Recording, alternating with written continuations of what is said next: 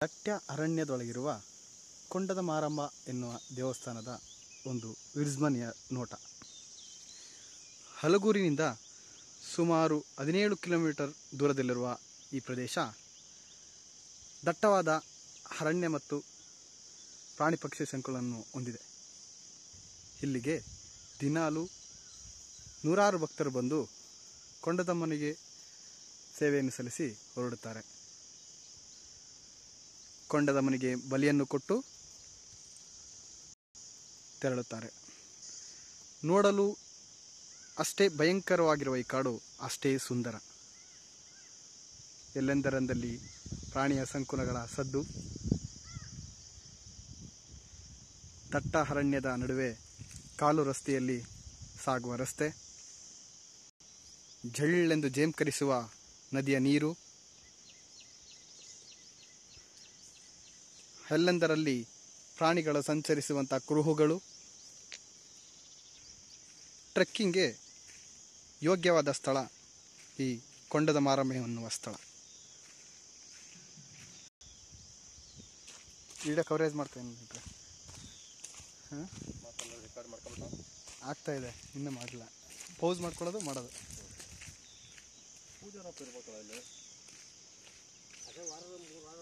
ಇನ್ನೊಂದು ವಿಶೇಷತೆ ಏನೆಂದರೆ ಇಲ್ಲಿಯ ದೇವಸ್ಥಾನಕ್ಕೆ ಯಾವ ಪೂಜಾರಿಯೂ ಅಥವಾ ಅರ್ಚಕರು ಸಹ ಇಲ್ಲ. ಭಕ್ತಾದಿಗಳು ತಾವೇ ಪೂಜೆ ಹಾಗೂ ಸೇವೆಯನ್ನು ಮಾಡಬೇಕಾಗಿದೆ. ಮುಖ್ಯವಾಗಿ ಇಲ್ಲಿ ಬರುವ ಯಾತ್ರಿಕರು ಹಾಗೂ ಭಕ್ತಾದಿಗಳು ನೀರಿನಲ್ಲಿ ಮುಳುಗಿ ನಂತರ ದೇವಸ್ಥಾನಕ್ಕೆ ಹೋಗಿ ನಮಸ್ಕರಿಸಿ ನಂತರ ಉಪಹಾರವನ್ನು ಸೇವಿಸುತ್ತಾರೆ. ಬೆಳಿಗ್ಗೆ ಬಂದರೆ ಉತ್ತಮ, ಮಧ್ಯಾಹ್ನ ಸುಡು ಬಿಸಿಲಿನಲ್ಲಿ ಸ್ವಲ್ಪ ಕಷ್ಟಕರ, ಸಂಜೆ 4 ಗಂಟೆಯ ಒಳಗಡೆ ತಮ್ಮ ಸ್ಥಳವನ್ನು ಬಿಡಬೇಕಾಗತ್ತೆ. ಇನ್ನೇನು ನದಿಯ ದಡ ತೀರವನ್ನು ಪ್ರವೇಶಿಸುತ್ತಿದ್ದೇವೆ. ವಿಶಾಲವಾದ ಜಾಗ, ಯಾವ ಎಸಿನೂ ಸಹ ಏನು ಮಾಡಲಾಗದಂತಹ ತಂಪು ಇದೆ ನದಿಯ ದಡ.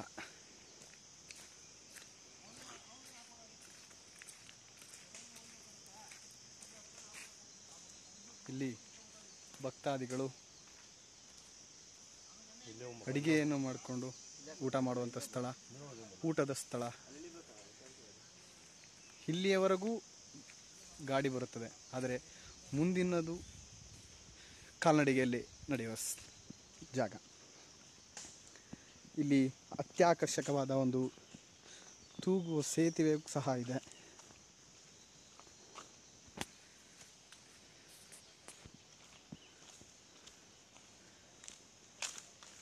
ಇದು ನದಿಯನ್ನು ದಾಟುವ ಸೇತುವೆ ಮೇಲೆ ಹೋಗ್ಬೋದು, ಆದರೆ ನಡ್ಕೊಂಡು ದಾಟುವಂಥ ಸ್ಥಳ.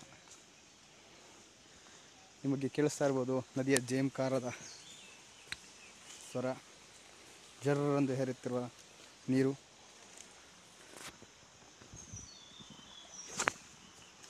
ಕಡು ಕಷ್ಟವಾದ ರಸ್ತೆ, ಜಾರುವ ಅಪಾಯ ಹೆಚ್ಚಿರೋದ್ರಿಂದ ನೋಡಿಕೊಂಡು ಮುನ್ನುಗ್ಗಬೇಕು.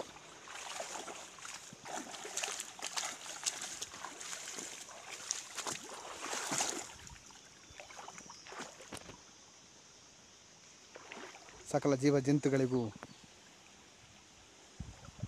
ಇದು ತಾಣವಾಗಿದೆ.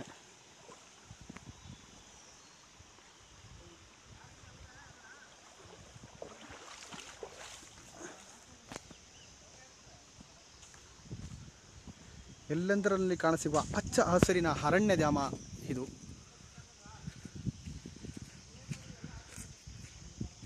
ಪ್ರಾಣಿ ಸಂಕುಲಗಳು ಹೆಚ್ಚಾಗಿ ಅಡ್ಡಾಡುವ ಜಾಗ ಇದು. ಹಾನಿಯಲ್ಲದ್ದು